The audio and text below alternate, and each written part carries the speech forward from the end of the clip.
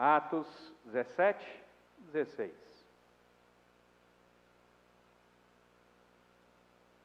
A palavra do Senhor nos diz assim: enquanto Paulo os esperava em Atenas, o seu espírito se revoltava em face da idolatria dominante na cidade. Por isso dissertava na sinagoga entre os judeus e os gentios piedosos, também na praça todos os dias entre os que se encontravam ali. E alguns dos filósofos epicureus e estoicos contendiam com ele, havendo quem perguntasse: que quer dizer esse tagarela?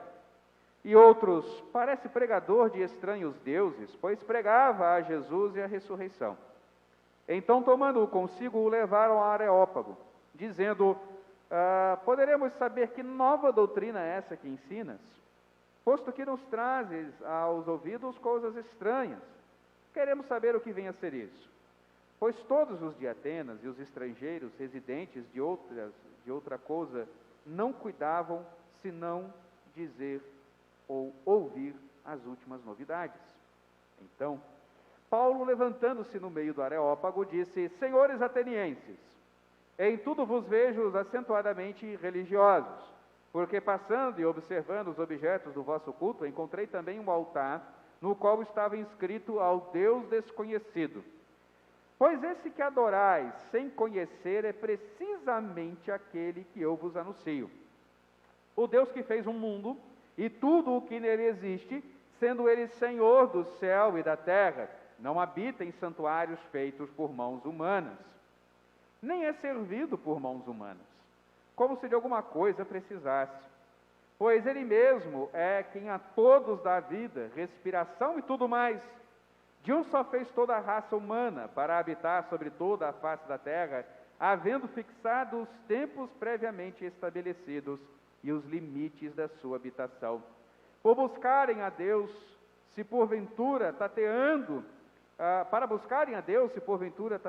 e possam achar, bem que não está longe de cada um de nós, pois nele vivemos e nos movemos e existimos, como alguns dos vossos poetas têm dito, porque dele também somos geração. Sendo, pois, geração de Deus, não devemos pensar que a divindade é semelhante ao ouro, à prata ou à pedra, trabalhados pela arte e imaginação do homem. Ora, não levou Deus em conta os tempos da ignorância, agora, porém, notifica aos homens que todos, em toda parte, se arrependam. Porquanto estabeleceu um dia em que há de julgar o mundo com justiça, por meio de um varão que destinou e acreditou diante de todos, ressuscitando dentre os mortos. Quando ouviram falar da ressurreição dos mortos, uns escarneceram e outros disseram: a respeito disso te ouviremos noutra ocasião. A essa altura Paulo se retirou do meio deles. Houve, porém, alguns homens que se agregaram a ele e creram. Entre eles estava Dionísio, o Areopagita, uma mulher chamada Dâmaris, e com eles outros mais. Queridos, semana passada nós começamos a pensar então sobre a sociedade, a relação da fé e da nossa sociedade, e nós vimos que porque cremos como cremos, porque fomos alcançados pelo Evangelho da graça do nosso Senhor Jesus, nós temos alguns desafios no convívio das pessoas. Nós não temos aquela consciência que, uma vez libertos do pecado e agora submissos a Cristo Jesus, que as demais pessoas se tornam elas indevidas para nós. Pelo contrário, assim como fomos resgatados e aproximados de Deus por meio de Jesus Cristo, nós também temos de ter a postura de reconciliadores, ou de pessoas que buscam aproximar as outras e não afastar as pessoas.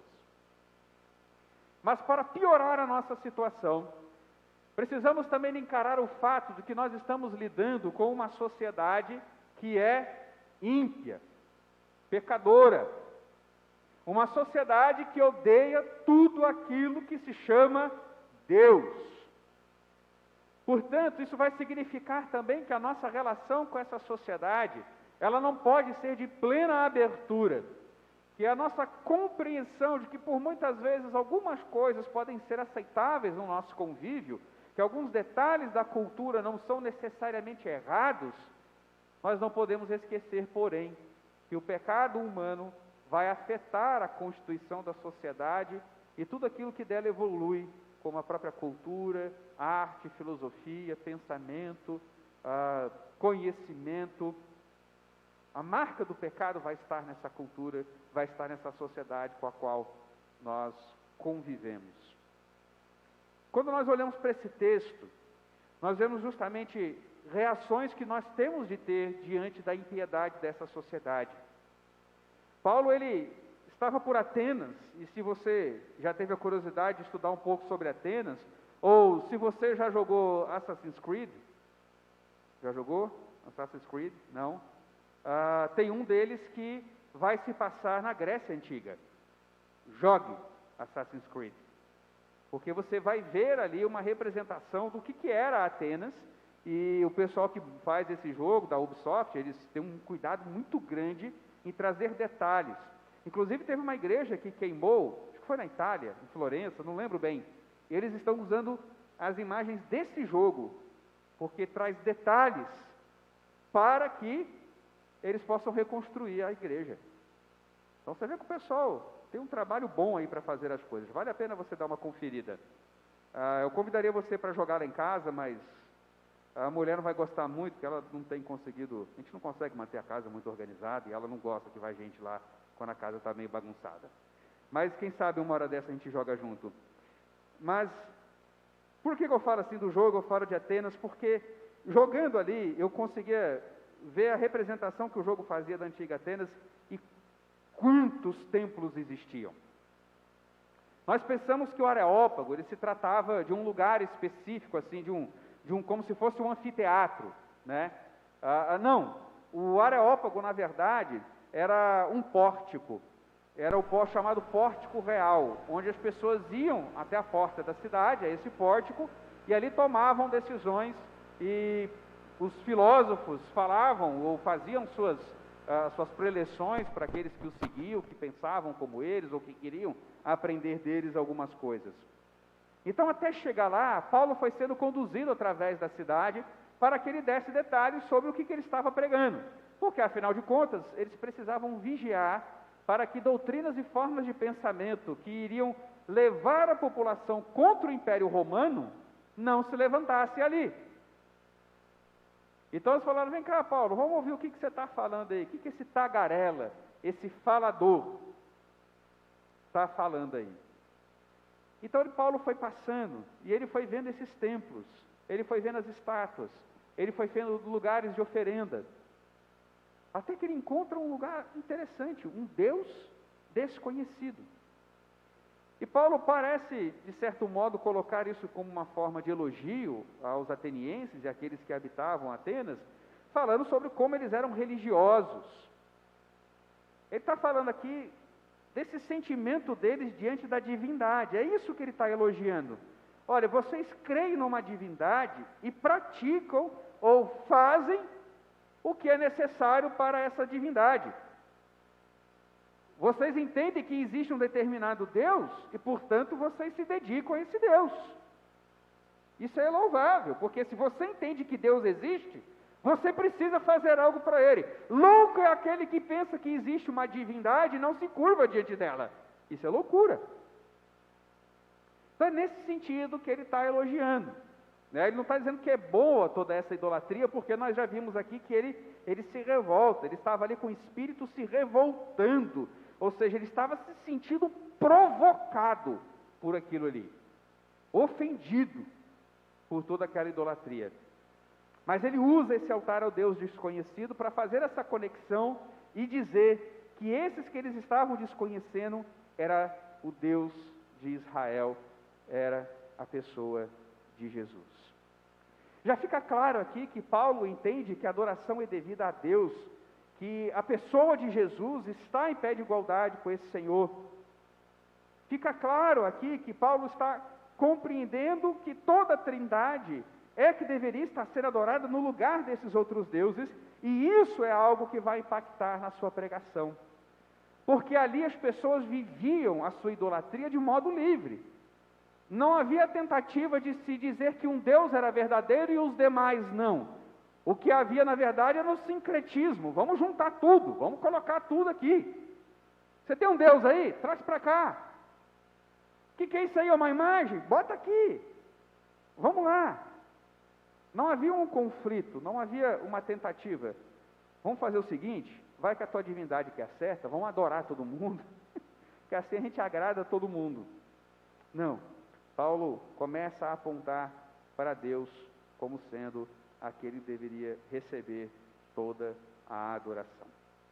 Esse é o contexto que Paulo está passando aqui. Ele está sendo questionado, não de uma forma violenta, mas de uma forma investigativa. Será que esse cara vai trazer alguma coisa complicada para o império? Pois bem, quando isso é feito, nós vemos as reações de Paulo sendo descritas aqui. Nós vemos algumas reações que são uma reação que é interna e duas outras reações que são externas. Isso já deve falar conosco uma coisa, que aquilo que concerne a nossa fé, o nosso serviço a Deus, não pode passar muito tempo internalizado. A gente não pode viver uma fé para dentro. Essa fé tem que ser para fora. A gente pensa, a gente raciocina, a gente tenta entender as coisas. Porém, isso deve nos conduzir a atitudes.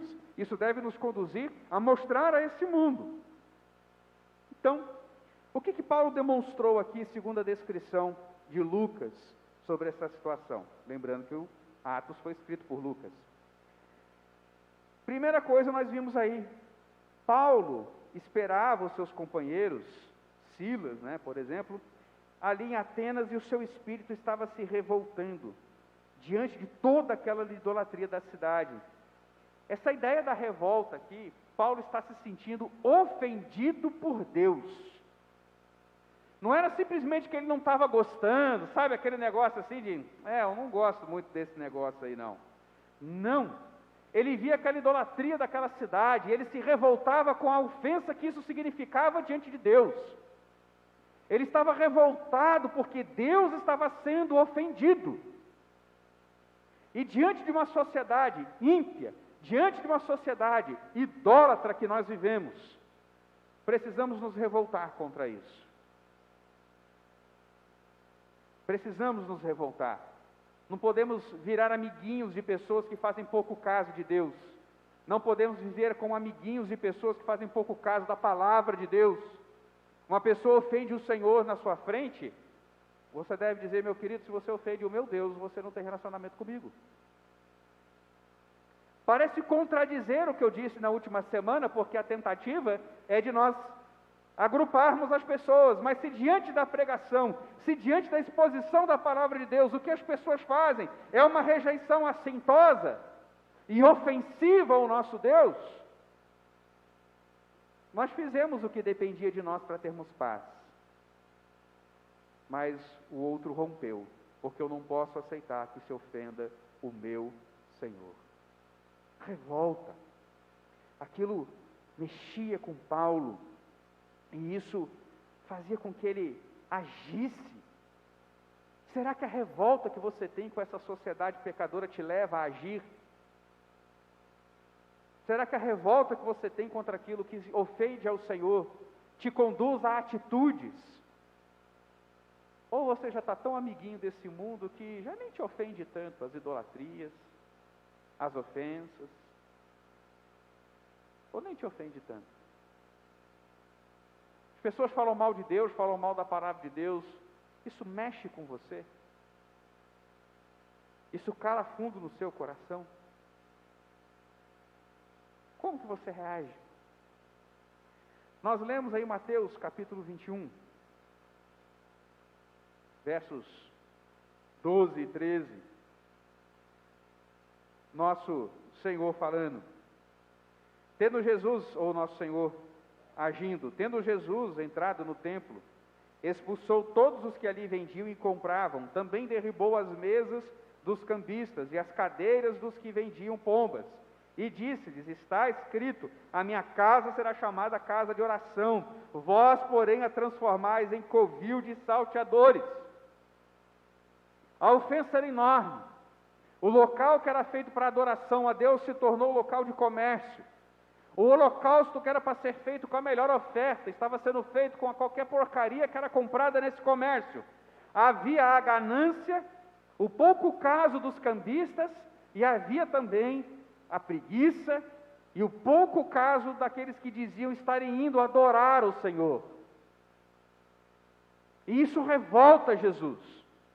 Isso o ofende profundamente. Portanto, nós não temos no Evangelho um exemplo de atitudes pacifistas diante das ofensas que são cometidas contra o Senhor. Veja, Jesus não está falando por si. Jesus não está falando de si. Ele não está defendendo o seu nome propriamente. Ele está defendendo as coisas do Pai. Ele não está agindo em causa própria. Ele não suporta que as coisas de Deus sejam tratadas dessa forma. Você suporta quem trata as coisas de Deus de modo displicente e ofensivo? Quem usa de palavras ofensivas contra o seu Senhor? Você é amigo de quem faz pouco caso de Deus? Você é amigo íntimo?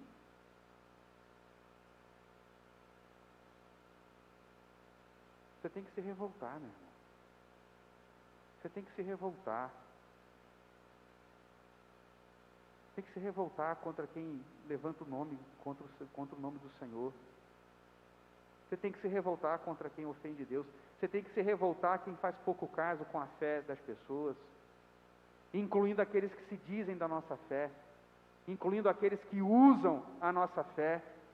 Você tem que se revoltar com esses que abrem templos só para tirar o dinheiro das pessoas. Essas pessoas têm de ser pessoas que te ofendem. Não podem ser só pessoas, ele tem uma outra compreensão, né? Ele tem uma outra ideia das coisas. Não, eles me ofendem, porque eles ofendem o meu Senhor. Eles transformaram a palavra de Deus em algo a ser vendido. Eu tenho que me ofender com aqueles que querem repartir a glória do meu Senhor e criam santos. Hoje nós vemos um movimento agora entre os protestantes de eles ficarem amiguinhos de católicos. Meu querido, uma coisa é convivermos socialmente, outra coisa é já partirmos para o ecumenismo e acharmos que são todos irmãos.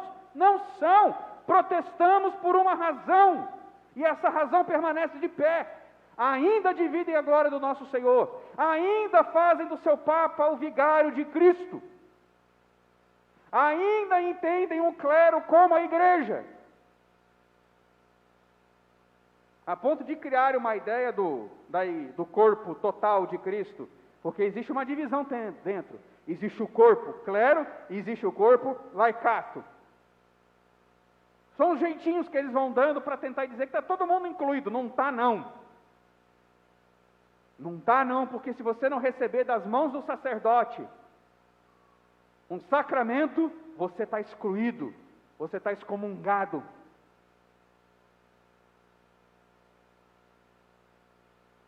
Não aceitamos esse tipo de ideia. Não concordamos que se erga templos em nome de pessoas que depois vão dizer, é só veneração, e as pessoas caminham quilômetros de joelhos, só por veneração, é só por admiração.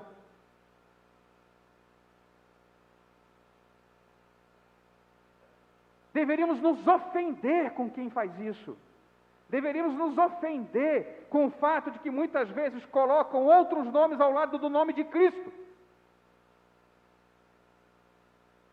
usando circunstâncias tolas para justificar se orar a pessoas mortas, pedindo que intercedam diante de Deus por nós,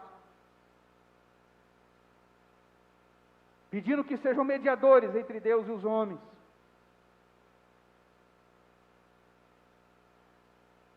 Mas não, estamos virando amiguinho,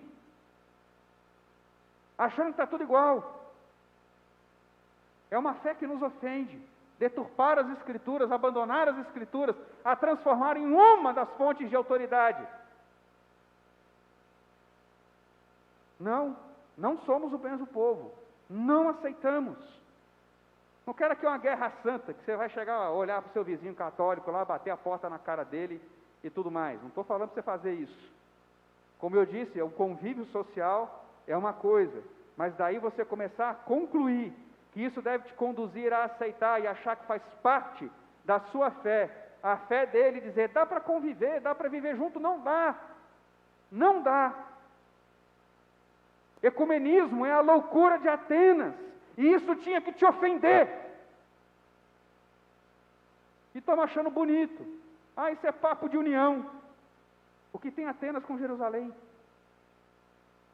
O que tem a luz com as trevas? Você está ignorando que essa sociedade é ímpia? Ela é ímpia. Não é um sentimento de orgulho, como se você se sentisse melhor do que essa sociedade, mas um sentimento de temor e dizendo, se eu não me cuidar, essa impiedade vai tomar conta de mim, estarei eu também na idolatria. E a igreja tem estado na idolatria de líderes. São políticos, apóstolos, pregadores, que se tornam ídolos. Tudo que ele fala pode ser a maior groselha do mundo, vira lei. Vira lei. Isso tem que te revoltar. Saiu da palavra, do que a palavra de Deus ensina, isso tem que te revoltar. Fez pouco caso da sua fé, isso tem que te revoltar. E te mover a uma outra atitude, que é o quê? Pregar. Você responde à impiedade deste mundo com a proclamação do Evangelho. O que Paulo fez diante da revolta que ele sentia em seu coração, diante do que ele estava vendo ali? Por isso, dissertava na sinagoga, entre os judeus e os gentios piedosos. É interessante que o que o texto está descrevendo aqui, é que Paulo nas sinagogas, e nos templos, em tudo que tinha ali do meio judaico em Atenas, falava como os filósofos falavam. Ele contextualizou a sua pregação, mas ele não mudou o conteúdo dela. Como um filósofo, ele começou a proclamar, para quê? Para mostrar que o Evangelho é também uma forma inteligente de se entender as coisas. Veja o que Paulo estava fazendo.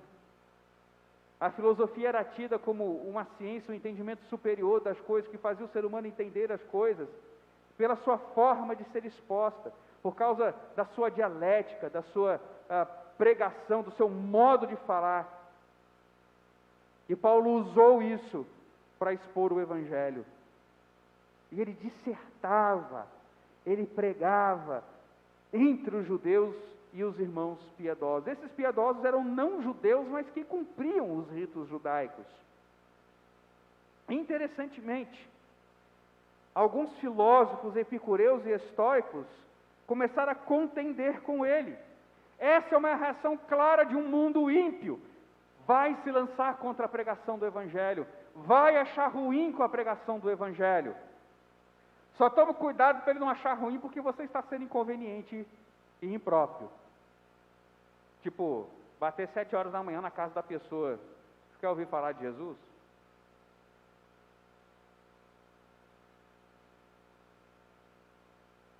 Já viu, né? Já viu, né? A pessoa está ali num momento difícil, não está podendo nem raciocinar, ao invés de você ir lá e ajudar a pessoa. Você quer ouvir falar de Jesus? Você está socorrendo aí o seu marido que foi atropelado, mas você quer ouvir falar de Jesus? Não, Cris, vai ajudar com o marido atropelado. Vai fazer isso. Vai num velório, vai consolar as pessoas. Cuidado. Se você vira um tagarela, sem objetivos, sem clareza, você acaba indo para o velório evangelizar um morto.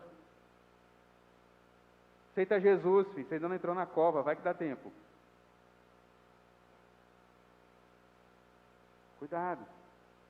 Tenha inteligência, que foi o que Paulo utilizou, e isso chamou a atenção de epicuristas, ou epicureus e estoicos, duas linhas filosóficas materialistas.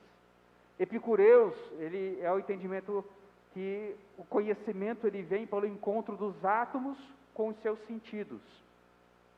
Os seus sentidos, eles estão lá prontos a receberem informações, e essas informações chegam pelo ar, através dos átomos em você. Daí vem a palavra átomo, que na ciência ganha outra conotação, mas no pensamento epicureu era a própria informação. Então, o conhecimento vem das suas sensações. Então eu posso aprender, depreender e entender as coisas somente pela relação dos meus sentidos com o mundo externo. Esse é o fundamento do materialismo. Não é um fundamento necessariamente ateu, tá? Mas é um fundamento que entende que o conhecimento só pode vir dessa relação. O que some daí? Revelação. Não existe revelação. Só existe conhecimento advindo da sua experiência. É nisso que nós cremos? Ou nós cremos que o Espírito de Deus se revela a nós, muda a nossa mente, traz conhecimento por meio de sua palavra, e não por simples sensações? Que o conhecimento, ele é elaborado e revelado por Deus, e não algo independente, que vai viajando pelo ar e encontra com você, e de repente você tem esse conhecimento. Não, esses eram os epicureus. E os estoicos, né, que foi uma escola fundada aí, Epicuro fundou os epicureus, né, obviamente, e Zenão de Sítio, ele fundou os estoicos, e eles entendiam que a vida deveria ser levada de acordo com as leis naturais, a fim de que você evitasse as más sensações. Por isso eles andavam junto com os epicuristas. Por quê? Qual era o objetivo de vida para Epicuro? Evite as más sensações. Esse era o objetivo de vida.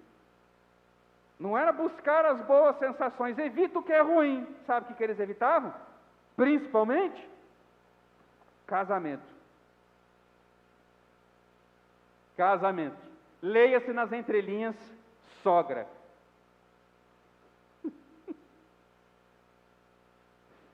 Era isso que eles evitavam. Mas é verdade, não sei se é pela sogra não, mas eles evitavam o casamento. Por quê? Porque relações tão íntimas geravam confrontos e conflitos complicados de se lidar. Fique longe dessas relações muito complexas. Senão você vai enfrentar sentimentos, sensações muito ruins.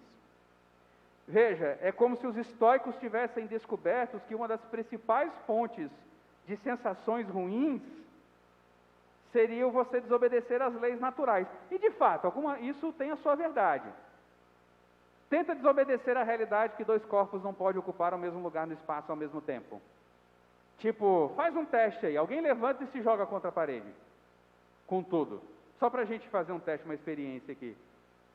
Eu sou cientista, sabe? Eu gosto de fazer experiências, tem que ser por empirismo a coisa. Alguém se habilita?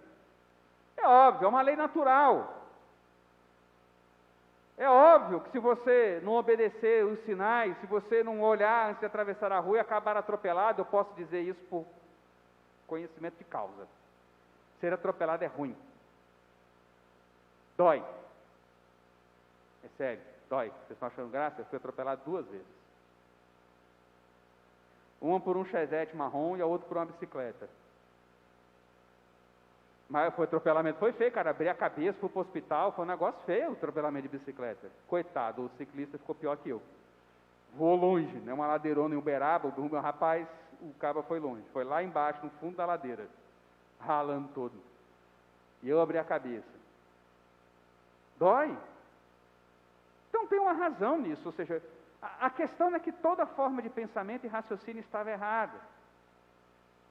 Mas essas formas, por excluírem a realidade do pecado, por excluírem que, no fundo, as más sensações, o problema todo está na realidade pecaminosa que nós vivemos, eles levavam a tentar resolver o problema de outras formas, inclusive evitando aquelas relações ordenadas nas Escrituras, como casar, ter filhos, espalhar a imagem de Deus pelo mundo, foi transformado num problema. Não era um problema. Esses eram os estoicos e os epicuristas. Então vejam, Paulo, quando ele prega de Jesus, um Deus que encarna, um Deus que sofre pelos seus, que morre e ressuscita. Eles foram loucura. Como assim? Um Deus que se propõe a sofrer, nós estamos aqui tentando evitar o sofrimento, e esse Deus se lança ao sofrimento. Por isso o Evangelho é a pregação de uma loucura a este mundo. Por isso que Paulo vai falar isso em 1 Coríntios capítulo 1. Esse mundo acha essa sabedoria de Deus uma loucura. Loucura. Mas a pregação de Paulo causa impacto. A revolta de Paulo o leva a apresentar o Evangelho, a falar a verdade do Evangelho, mesmo que isso cause um impacto. E é isso que nós queremos. Nós impactamos a sociedade, antes de tudo, pelo que pregamos, pela verdade que expomos. Porque se expomos de fato o Evangelho, estaremos vivendo o Evangelho, que é por causa de nossa revolta com este mundo caído que nós nos propomos a evangelizar. Porque passamos a odiar o pecado e tudo aquilo que ofende o Senhor. Pregue. Pregue o Evangelho. Fale da palavra de Deus. Deixe claro a este mundo que nos odeia, a este mundo que está nos caçando, sim. Olha aí, João 15. Quem me odeia, odeia também a meu Pai. Se eu não tivesse feito entre eles tais obras, quais nenhum outro fez, pecado não teriam, mas agora não somente têm eles visto, mas também odiado, tanto a mim como a meu Pai.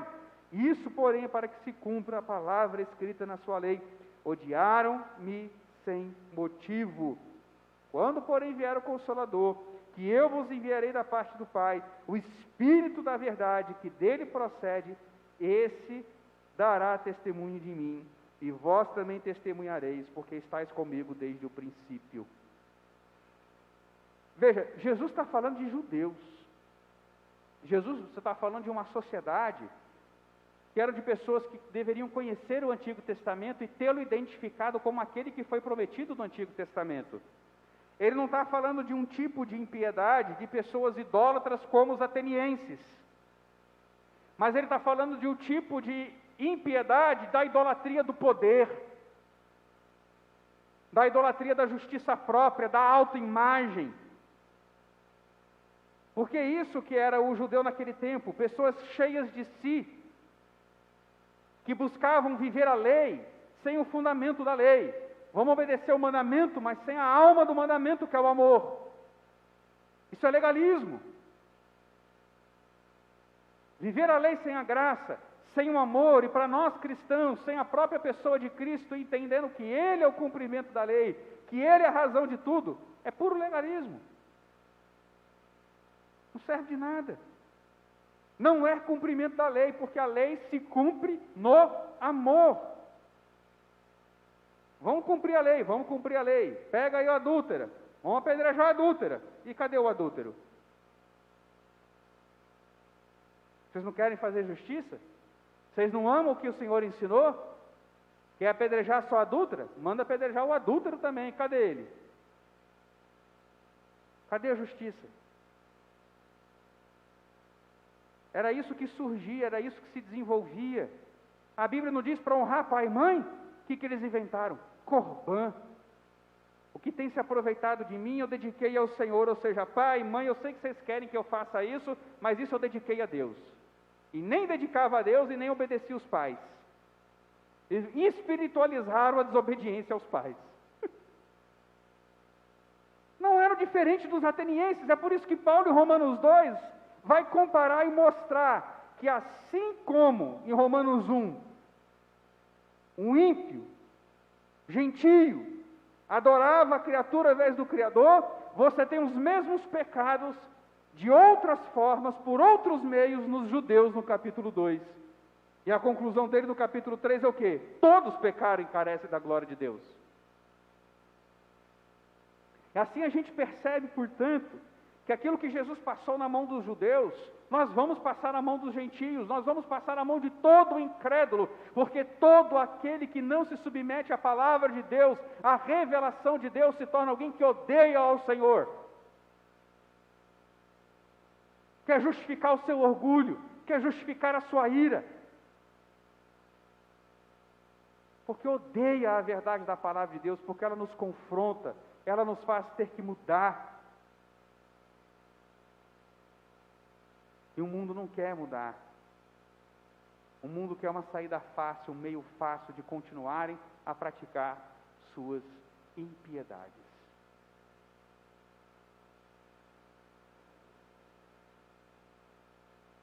Interessante que então eles levam Paulo consigo. Levam ele por toda a cidade, até o pórtico real, ou Areópago. E todos ali estão ouvindo esse burburinho. Por que que houve esse burburinho? E ficam todos antenados nas novidades que estão surgindo em Atenas. Porque o Evangelho é algo que se destaca de toda a filosofia, de todo o entendimento, de toda a cosmovisão. O Evangelho se destaca. E é por isso que eu tenho insistido com os irmãos para que não se identifique com outras formas de pensamento, que ainda que você concorde com um ponto e outro, se identifique pelo Evangelho. Não submeta sua mente a outra forma de pensamento, submeta a Cristo. Submeta ao Senhor e entenda que isso é suficiente para todas as áreas da sua vida. Entenda que o Evangelho tem aplicações e implicações sobre todas as áreas da vida. Confie e se aprofunde no Evangelho. Eu lembro de um irmão, num treinamento de missionários, e ele falando sobre você tomar informações do campo onde você trabalhar. E você procurar informações que te ajudem a desenvolver um trabalho naquela região, obviamente. Aí ele questionou, né? Quem vai te ajudar a entender essas informações e utilizar isso na sua missão a ser cumprida diante de Deus? A teologia? Sim. Ele, não. A sociologia? Hã? Sim, quem lida com isso é sociologia. Eu falei, e você não pode desenvolver teologicamente uma sociologia cristã? Então? Você não pode, a partir da sua teologia, interpretar essas informações? Será que você não está fazendo pouco caso do que Deus revela na palavra? E ao invés de desenvolver algo, vai beber em outras fontes? Tudo bem, os outros campos de pensamento podem levantar questionamentos, podem levantar coisas que são importantes atentarmos, e então vamos para a teologia, isso é, para a palavra de Deus, e vamos dizer como Deus pensa sobre aquilo. Veja, eu não estou desprezando as ciências, o conhecimento que o ser humano desenvolve. O que eu estou dizendo é que nós devemos, a partir das dúvidas, das questões levantadas, entender como o Evangelho responde. E assim, não submeter o nosso pensamento a uma forma ímpia e mundana, que tem como primeira atitude ignorar Deus. Você já estudou o nascedouro da sociologia, por exemplo, já que eu usei sociologia aqui? Já estudou o nascedouro? Vai ver quem era Augusto Comte. Vai ver. Durkheim. Vocês acham que eles eram irmãozinhos, doidos para servirem a glória de Deus? Por que achar então que a forma de pensamento deles vai estar imune a essa incredulidade? Perceba, conhecer, entender, responder com o Evangelho, porque essa é a outra atitude que Paulo demonstra diante de uma revolta e pregação e os questionamentos que se levantam. Ele defende a sua fé. Se você se submete, você não está defendendo a sua fé, você está unindo a sua fé a um pensamento ímpio. Como um pastor que quer subir no púlpito e ao invés de pregar o Evangelho, ele vem falar de Freud. Vem tentar interpretar os sonhos a lá Jung.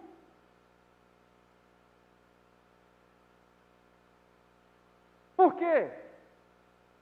Submeteu a pregação do Evangelho ao que é de fora. Eu entendo o papel de cada uma dessas coisas para o mundo que se tenta organizar, Mas saiba, meus irmãos, esse mundo nunca vai conseguir o que eles precisam de nós. Não é que nós nos associemos a eles e concordemos com eles, mas que possamos dizer a eles: vocês precisam daquele que morreu na cruz do Calvário. Vocês precisam de arrependimento para essa vida que vocês levam. E nós estamos ficando com medo, porque as pessoas: você é o santão, você é o isso, você é aquilo outro. A gente não quer ouvir. A gente quer ser amiguinho, quer ficar perto, quer ser o chapa, receber o tapinha nas costas, a admiração dos homens. Não! Defenda o que você crê. Veja como Paulo vai inverter as coisas. E vai demonstrar que no fundo do fundo, aqueles homens, por aquilo que ele parecia estar elogiando, ele está mostrando que aqueles homens, adoradores, idólatras, na verdade eram desconhecedores. Vocês adoram Deus desconhecido, então eu vou falar sobre um Deus que vocês não conhecem. Esse Deus que fez o mundo e tudo que nele existe, sendo ele Senhor do céu e da terra, não habita em santuários feitos por mãos humanas. Vocês estão adorando seres e coisas que vocês manipulam, põem onde vocês querem, dão uma forma que vocês querem.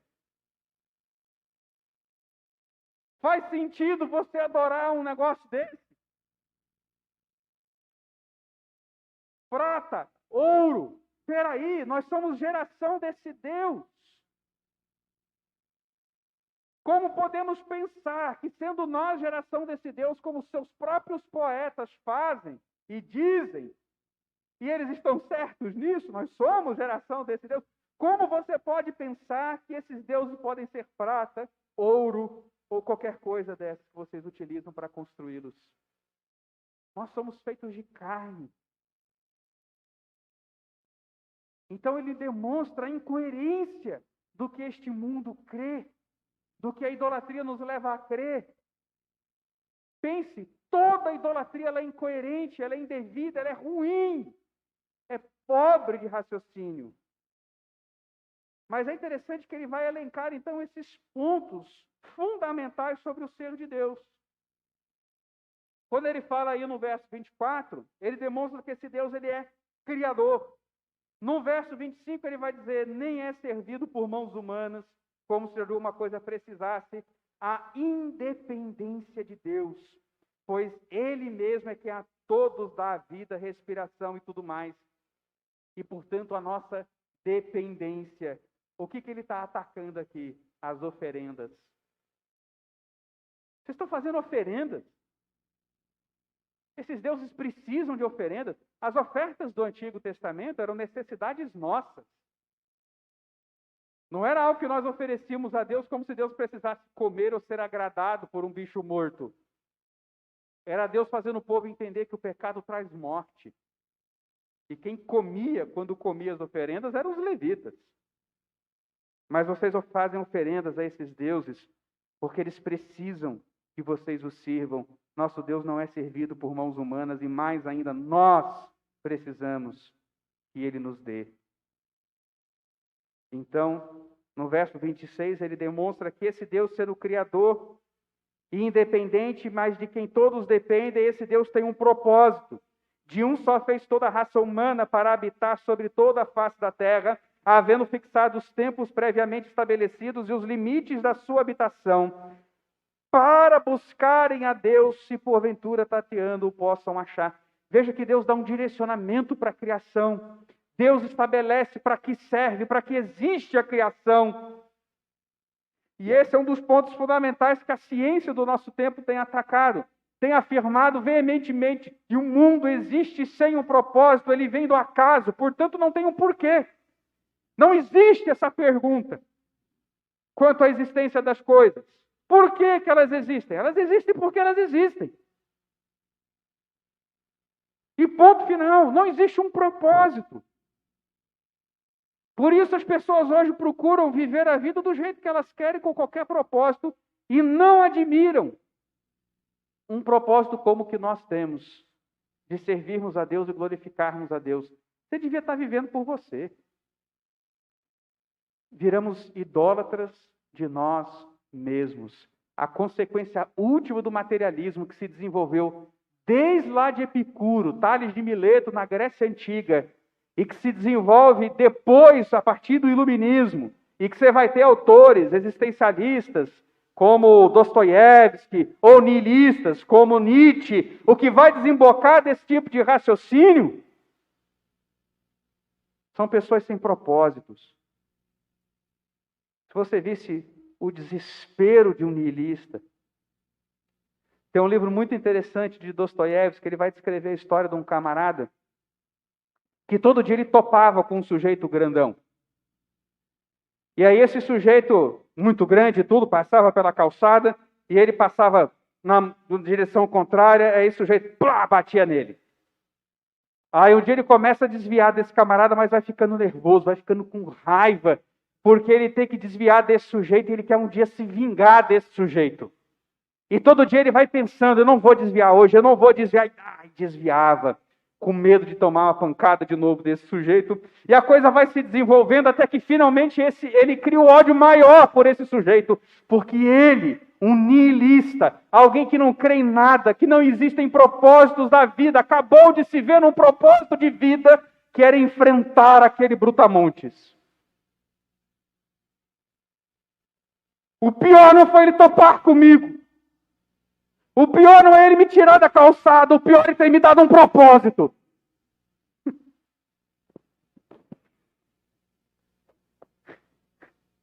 Esse mundo não aceita um propósito. Porque senão ele vai ter que questionar a forma errante como anda, desorganizada, com cada um querendo uma coisa. As ideologias desse mundo estão se alimentando cada vez mais de um pluralismo e não perceberam que as suas ideologias são aplicadas a todas as circunstâncias da vida, sem terem conteúdo para isso. Tudo se torna aquela ideologia, de modo que nada é mais aquela ideologia. Se uma coisa é tudo, essa coisa no fim é nada. Porque não há um propósito, não há algo que faça convergir, não há um Cristo. Este mundo é um mundo que tem buscado redenção sem um Redentor, porque o Redentor demonstra que tem um propósito, demonstra que Deus estabeleceu alguma coisa diante dos homens. Esse Deus fez toda a raça humana para habitar sobre a face da terra. Ele fixou os limites para que eles possam buscar a esse Deus. E o ser humano está cego, tateando, buscando como se pode achar, e Paulo diz, vocês não estão longe porque estamos cercados deste Deus, ele se revela por todo canto, ele está em todo lugar, mas vocês não conseguem enxergá-lo, ele é um Deus desconhecido para vocês. Vocês são cegos, porque ninguém pode descobrir o Senhor é quem se revela. Seus ídolos são manipulados, seus ídolos são servidos por vocês. Isso significa que eles estão abaixo de vocês. Alguém que está acima de vocês, por causa da cegueira do pecado, só pode ser encontrado se ele quiser. Sendo, pois, geração de Deus, não devemos pensar que a divindade é semelhante a ouro, a prata ou a pedra, trabalhados pela arte e imaginação do homem. Ora não levou Deus em conta os tempos da ignorância. Agora, porém, notifica aos homens que todos em toda parte se arrependam. As pessoas hoje querem até questionar esse fato do Evangelho, porque o Evangelho nos leva a avisar as pessoas, se arrependam e creiam no Evangelho, porque o fim está próximo. Aí diz, vocês querem converter as pessoas pelo medo? Também. Não é que eu quero botar um medão em você corra para Deus simplesmente por medo. Eu quero que você ame o Senhor, que você veja o amor de Deus em trazer Cristo ao mundo, em enviar o seu próprio Filho para morrer por você. Mas eu quero que você também veja que esse Deus ele é grandioso, infinito, implacável, todo-poderoso.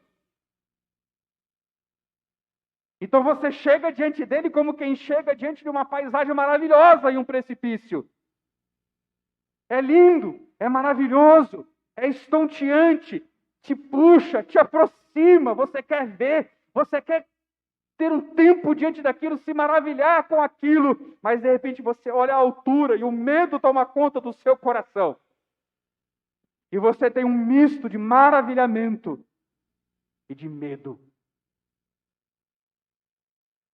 Aquele que é maior do que todos os abismos tem que causar mais do que um abismo causa em você.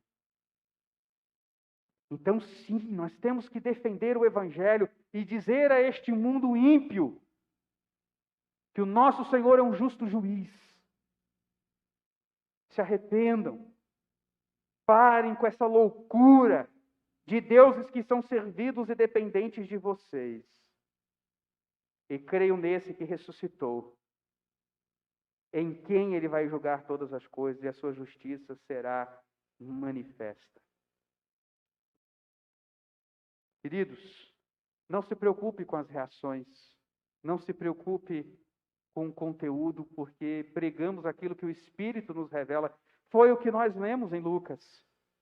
Quanto que havemos de falar diante dos questionamentos deste mundo, o Espírito vai nos dizer. O nosso papel não é o do convencimento, e sim da defesa. O nosso papel não é de fazer com que as pessoas aceitem e entendam, mas sim pregar.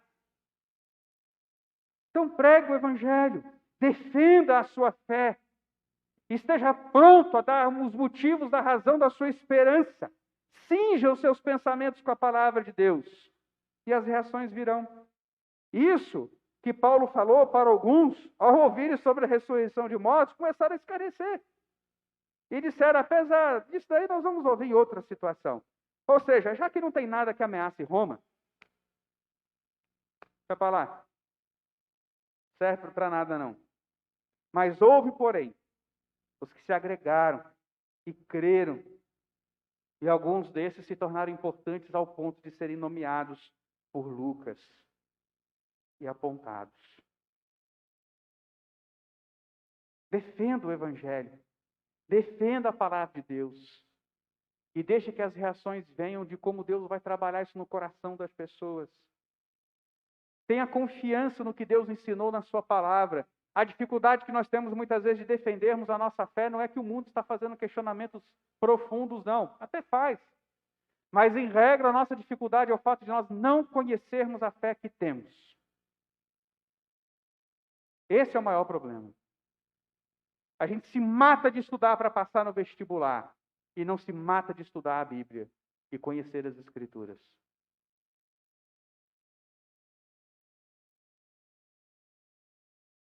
É o que a gente faz. A gente se mata de trabalhar para ganhar um pão de cada dia. E aqui tá, eu vou tirar onda, porque minha vida é fácil nesse sentido, né? Me matar de trabalhar para ganhar um pão de cada dia significa me matar de estudar a Bíblia. Eu atendi só o meu chamado, viu? Azar de vocês me pagam para eu ler a Bíblia.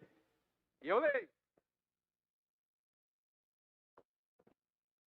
Às vezes eu estou lendo assim a palavra de Deus e eu estou assim, meu Deus, que coisa maravilhosa. E eu estou sendo pago para isso.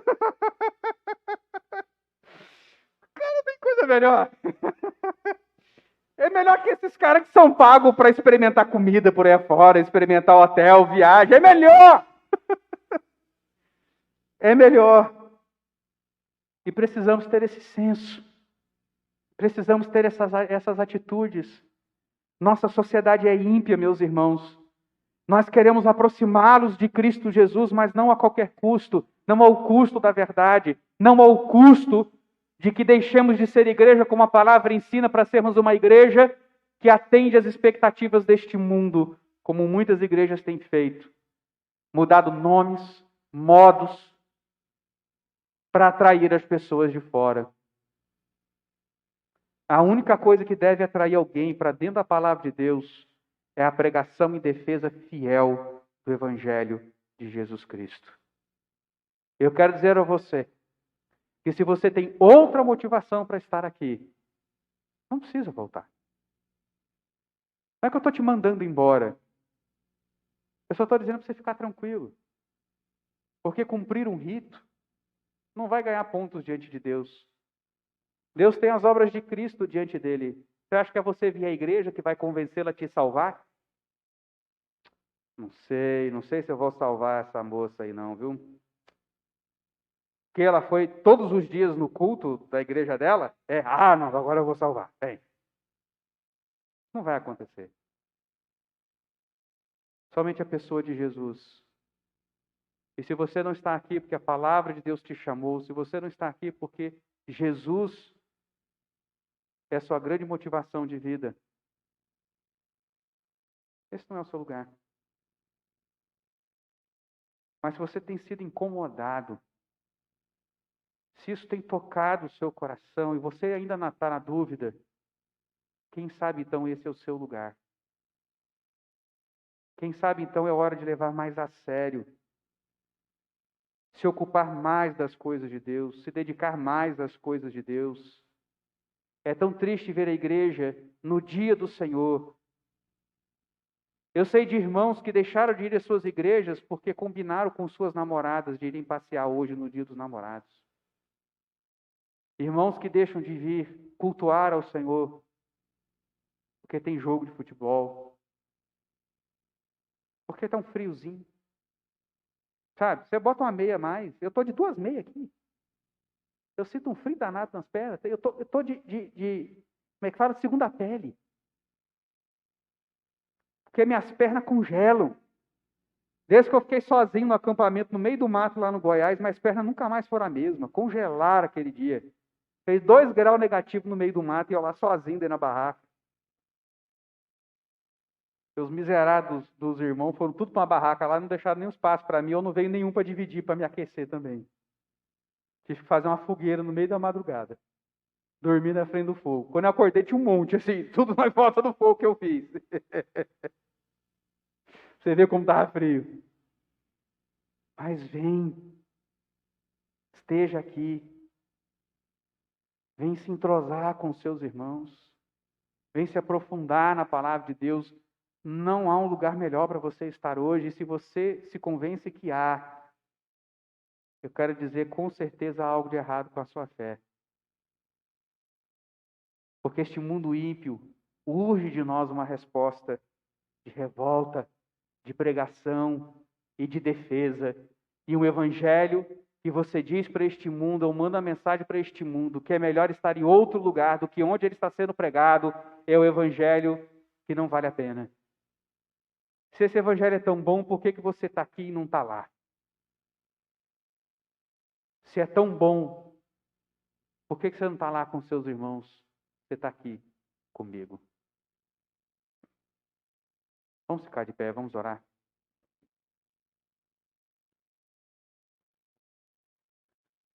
Santo e eterno Deus, tem misericórdia desse teu povo, tem misericórdia de mim, Senhor. Tem misericórdia porque muitas vezes, ó Deus, aquilo que te ofende não tem nos ofendido, ó Pai. Damos até risada.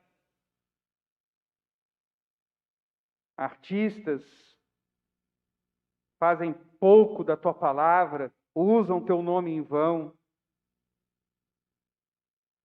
Religiões, ó Deus, desprezam a tua verdade.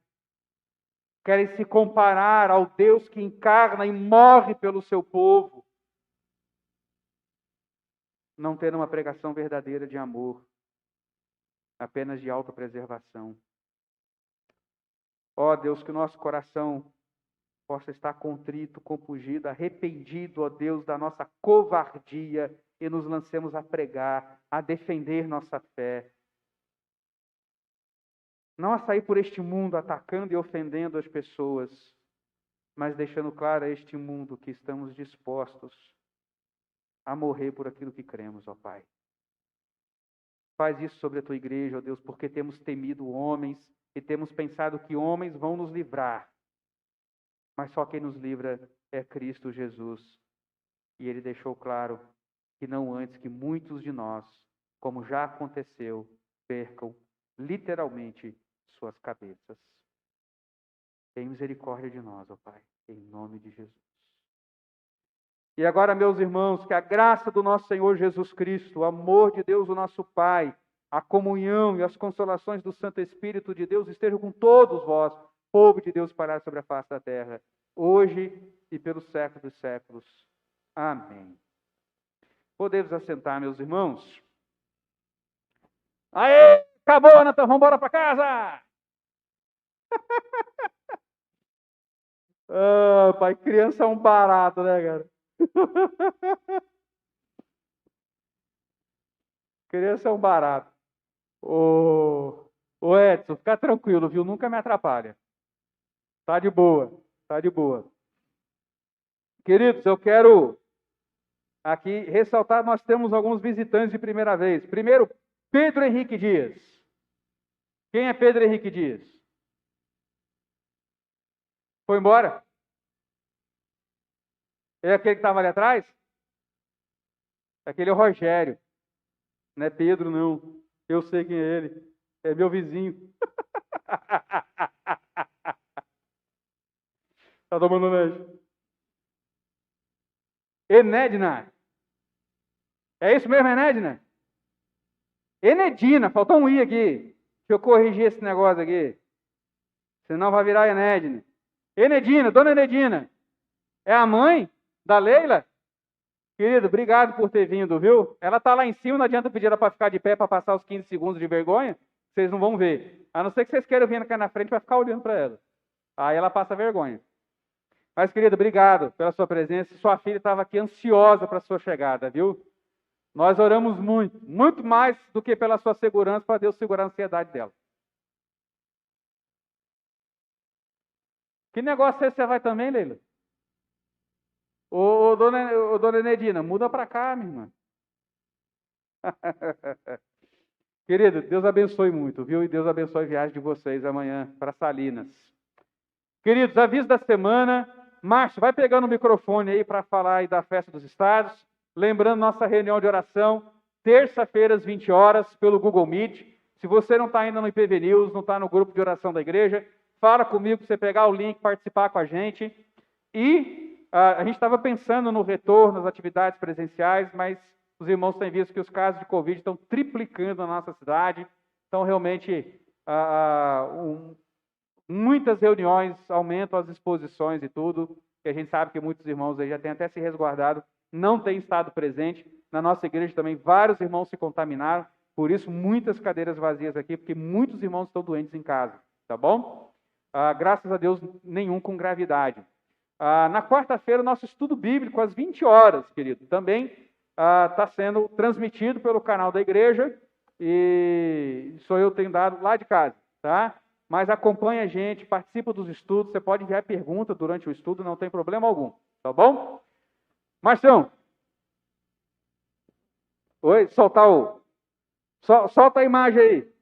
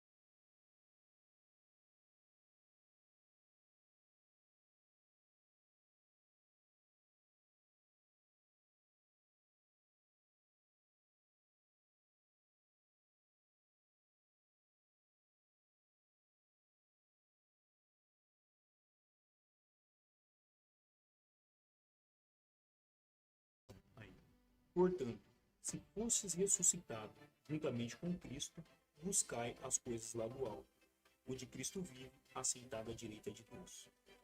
Pensai nas coisas lá do alto, não nas coisas que são aqui da terra, porque morrestes e a vossa vida está oculta juntamente com Cristo em Deus. Quando Cristo, que é a nossa vida, se manifestar, então vós também sereis manifestados com ele em glória. Fazei, pois, morrer a vossa natureza terrena. Valicamp 2023. É hora de morrer. E aí, tá preparado? Irmãos, boa noite. Em nome do Valicamp e toda a diretoria do Valicamp, nós queremos convidar você para morrer.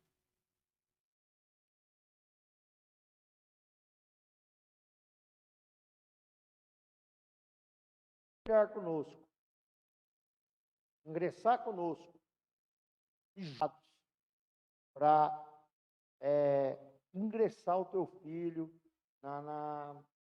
realmente na palavra, vai ter brincadeiras, vai ter coisa muito gostosa, vai ter comidas gostosas, e assim, é apenas R$300 por pessoa. E isso pode ser dividido em 7 vezes.